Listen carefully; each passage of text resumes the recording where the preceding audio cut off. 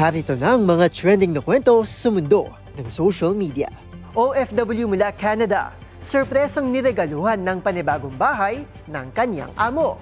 Mga kwelang menu description ng isang coffee shop sa Cebu. Viral, 16,000 runners, lumahok sa pinakamalaking fun run sa Cebu. Sculpture ni dating Pangulong Rodrigo Duterte sa the Netherlands. Isa lamang artificial intelligence ayon sa fact-checkers. 30-year-old na ginang mula China na may comatose, hindi sinukuan ng kanyang mister. Katawan ng clownfish, lumiliit dahil sa marine heat waves ayon sa isang pag-aaral sa Amerika.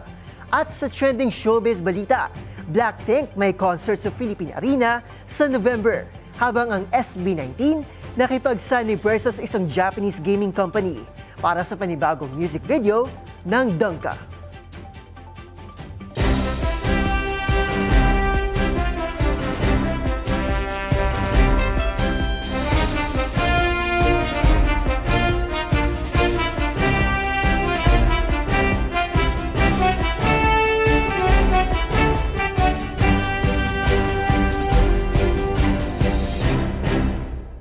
Iba't ibang mga nagva-viral na kwento na naman ng ating pag-uusapan.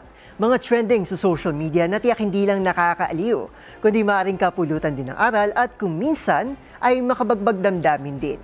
Kasama ang buong pwersa ng DZRH TV, ito ang TNVS, Trending and Viral Show.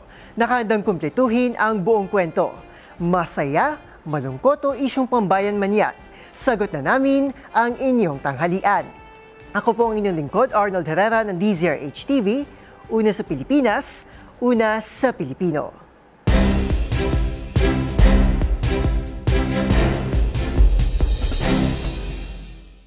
Para sa ating unang trending story, ika nga nila, lahat ng bagay ay nasusuklian. Yan man ay resulta ng sipag sa trabaho o pagkakaroon ng kabutihang loob. Gaya na lamang ng OFW na ito mula Canada, na sorpresang niregaluhan ng kanyang amo ng isang panibagong bahay na nagkakahalaga lang naman ng 1 million Canadian dollars. Kung bakit, alamin ang istorya ni Nani Rebecca sa trending report ni James Galange.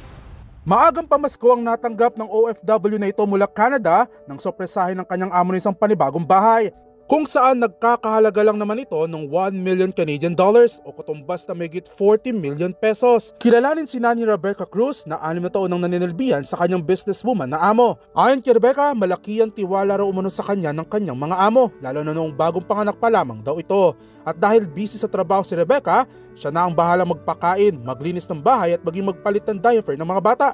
Samantala, ibinahagi rin ni Rebecca na kahit sa paaralan ay may kitang sobrang attached sa kanya ng kanyang mga alaga na kiniingitan pa ng kanyang mga guro. Nagmamay-ari ng isang 300 million Canadian dollar company ang mga amo ni Rebecca o tumbas na mahigit 12 billion pesos. Kaya ganun na lamang din ang kaginhawaan ng Griffith sa tulong ng kanilang kasambahay. Dati na nanilbihan bilang caregiver si Rebecca bago ito mamasukan bilang kasambahay. Para sa DZRH TV, ito si James Galange, una sa Pilipinas, una sa Pilipino.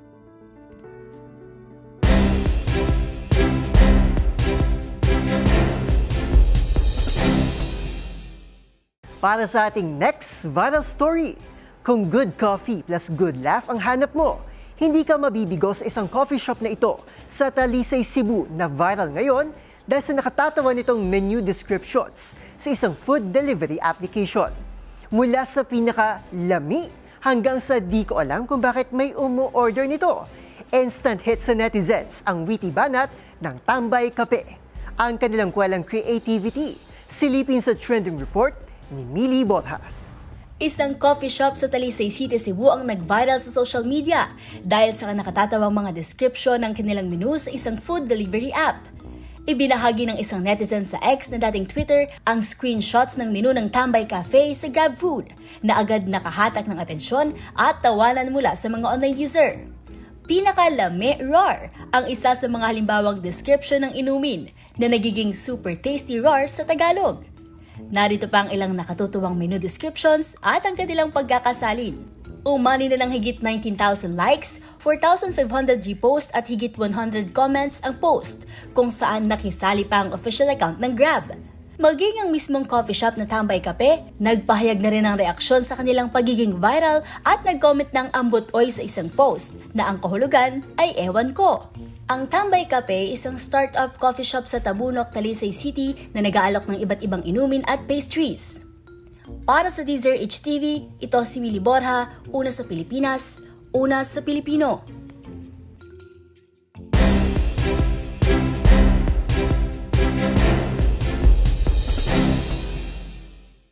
Sa ating next trending story, hindi lang kanya-kanyang personal record ang nabasag ng halos 16,000 runners na nakilahok sa EP run na ginanap sa Cebu City.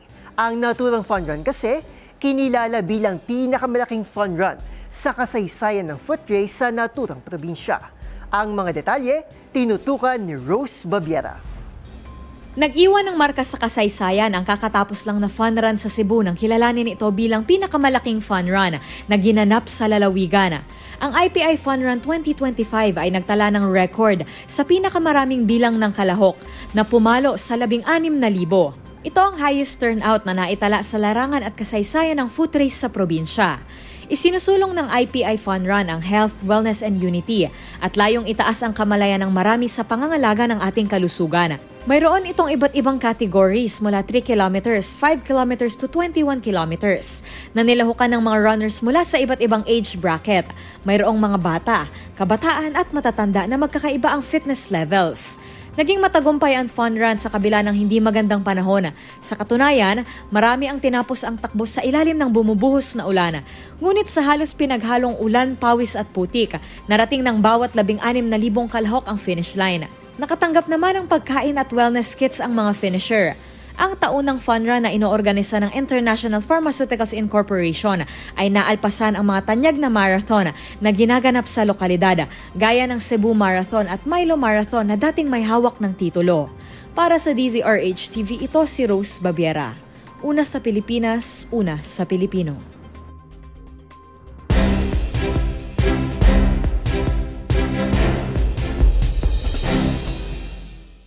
Sa ating sunod na istorya, No Duterte sculpture sa the Netherlands. Yan ang itinaman ng fact-checkers at ilang netizen tungkol umano sa kumalat na sculpture ng ulo ni dating Pangulong Rodrigo Duterte sa the Netherlands na isa lamang daw artificial intelligence. Kaya ang otoridad nagpaalala naman sa maaaring maging epekto nito sa pagkakalat ng maling impormasyon. Narito ang report ni Rovic Manuel.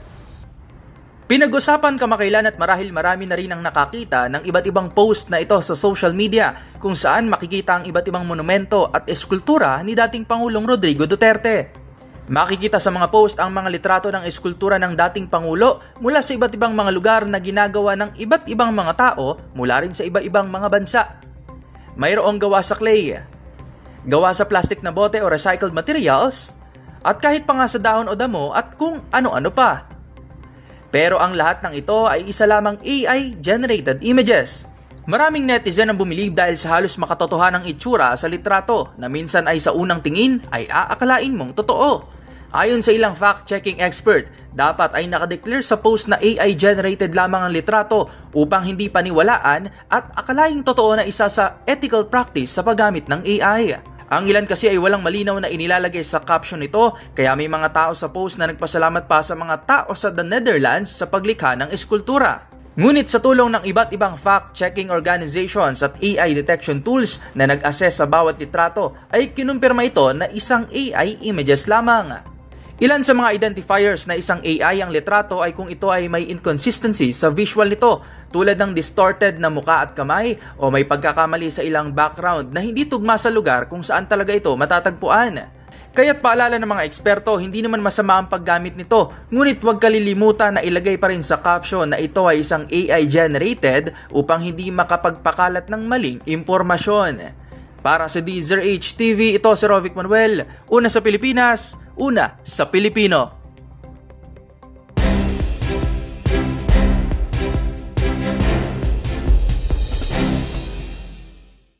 Sa susunod na trending balita, sa gitna ng dagat ng dilim at pangamba, pinatunayan ng mag-asawang ito na walang hindi kayang gawin at daigin ng isang pusong nagmamahal.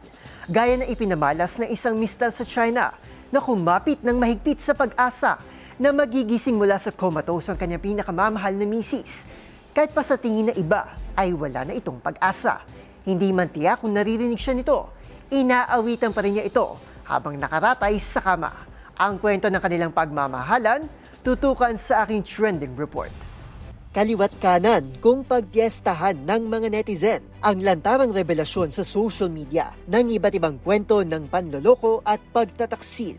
Pero sa gitna ng masalimuot na mundo ng pag-ibig, isang munting kwento ang nagpapatunay na walang hadlang ang kayang humarang sa taong labis na nagmamahal.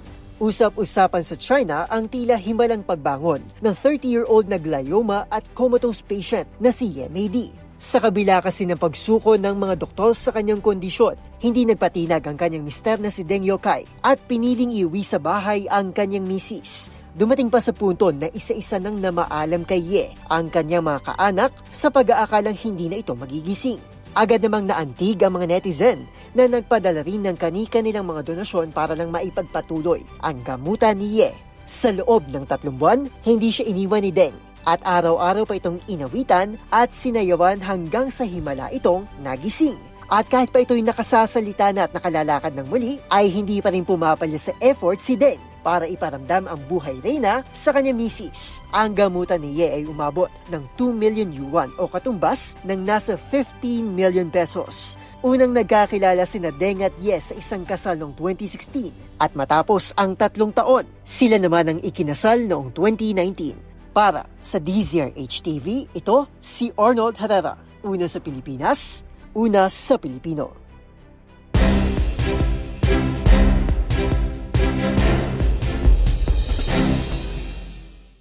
Sa ating next trending story, isang pabago-bagong klima sa dilema o problemang kinakaharap ngayon ng mundo. Mula sa pagtaas ng temperatura hanggang sa malalakas na bagyo. Tao ang direktang apektado. Ngunit hindi lang din pala tayo ang nakakaramdam nito, kundi maging ang mga hayop. Tulad na lamang ng mga clownfish na naging tanyag sa pelikulang Finding Nemo ng Disney, na ayon sa pag-aaral ay lumiliit daw umano dahil sa epekto ng climate change. Ang dahilan sa likod ng shrinking in size ng mga kalahi ni Nemo, alamin sa report ni Dustin Bayog.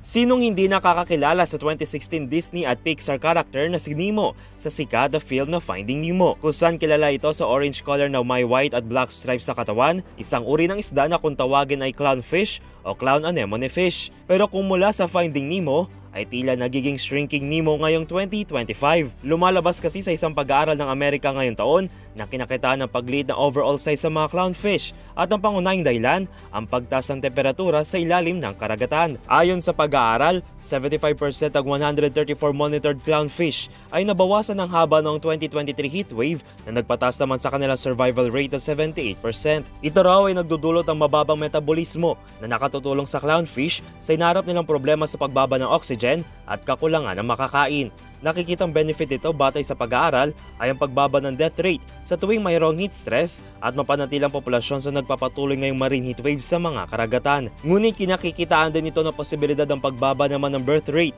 gayon nakabatay din sa body size ang reproductive output ng isang clownfish. Ang shrinking in size ng hayop ay tinuturing na isang ecological response sa patuloy na pagbabago ng klima sa kalupaan man o katubigan.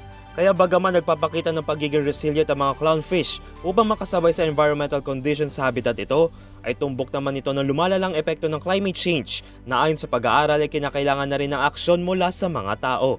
Para sa DZRH TV, ito si Dustin Bayog, una sa Pilipinas, una sa Pilipino.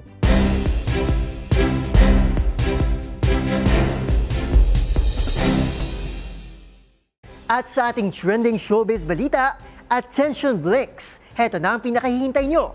Walang iba, kundi ang pagbabalik Pinas ng Blackpink. Sina Jennie, Lisa Rose at Jisoo dadalhin ang kanilang Deadline World Tour sa Philippine Arena sa darating na Nobyembre. At sa mundo naman ng P-pop, P-pop Kings SB19 nakipagsanig puwersa sa isang Japanese gaming company para sa panibagong Donka music video. Narito ang report ni Showbiz Angel. The long wait is over, fellow Blinks. Matapos ang higit 2 taon, magbabalik Pinas ang global sensation Blackpink. Ang Dead Live World Tour ng K-pop stars nakatakdang ganapin sa November 22 and 23 sa Philippine Arena sa Bulacan.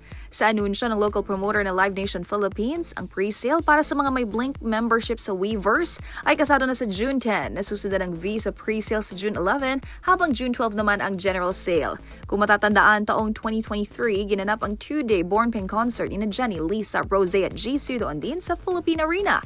Habang last March, nagkaroon ng solo fan meet sa The Big Dome si Jisoo bilang bahagi ng kanyang Amortage EP na inilabas noong Valentine's Day.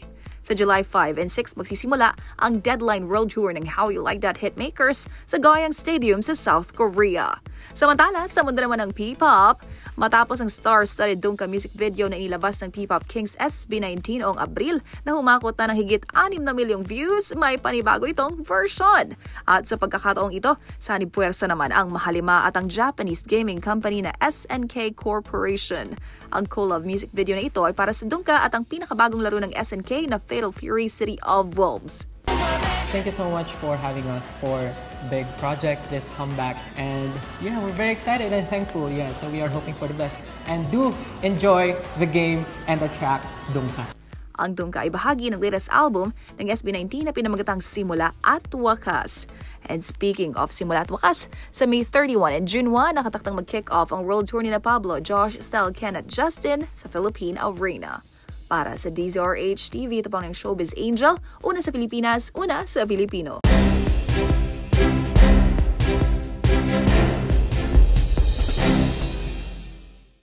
At yan ang mga kwentong kinagiliwan, pinusuan at gumawa ng ingay sa social media. Kung meron din kayo mga katulad na istorya, i-share nyo na yan sa ating comment section o di naman kaya itag nyo kami sa TikTok at DZRH News. Magkita-kita tayo muli bukas para muling himayin, tuklasin at buuin ng mga detalye para kapag nakita mo ang viral video na may nag-share, ikaw na mismo ang magdaragdag ng mga impormasyong nalaman mo sa TNBS, Trending and Viral Show. Mula sa kauna-unahan sa Pilipinas, DZRH, ako po si Arnold Herrera. Una sa Pilipinas, una sa Pilipino.